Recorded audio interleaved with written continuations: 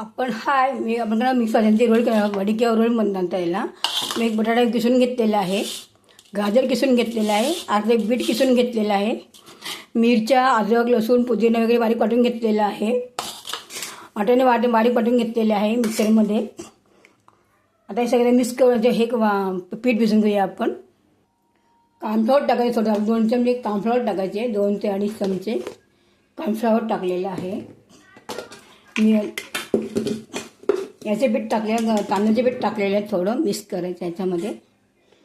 1.5 चमचा तांदळाचे पीठ टाकलेलं आहे. अर्धा चमचा मैदा टाकायचं आहे.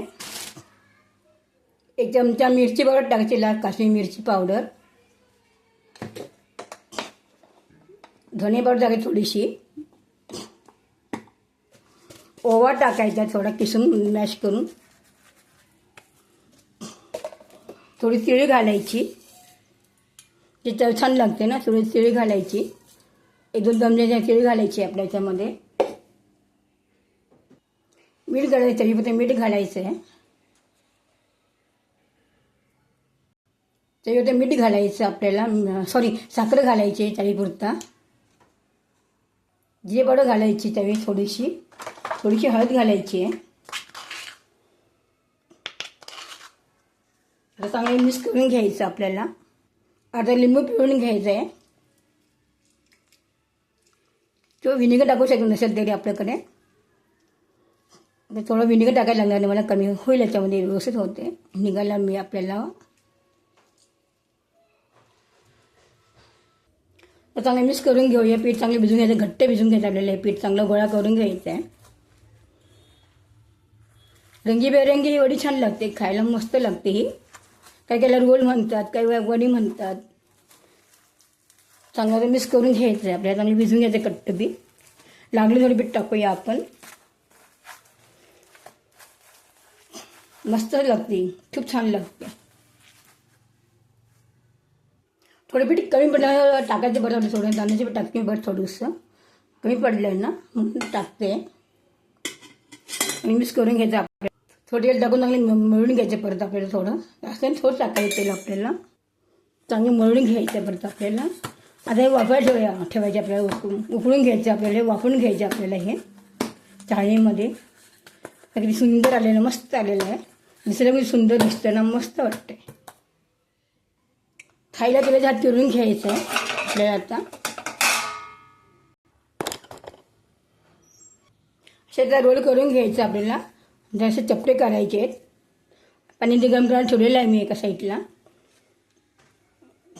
हे छान लागतात, मस्त लागतात. हे व्यवस्थित सुंदर आलेले आहेत.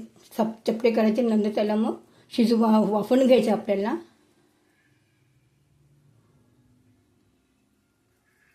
जरा पातळच घ्यायचं, आडसं चांगलं लाटत नाही ना.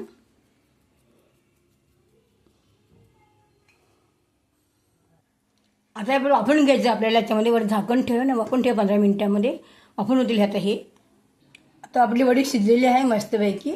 तर थंडीमध्ये ते कापूया आणि शॅलो फ्राय करूया.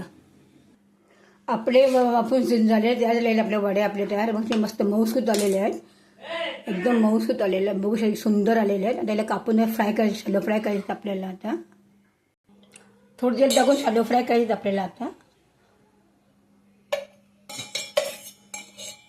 तेल जास्त शरीराला घातक आहे ना, का मस्त आलेले आहेत ना, मऊसूत एकदम छानपैकी एकदम. बघू शकता सुंदर आलेले आहेत. तर त्याला फ्राय करूया.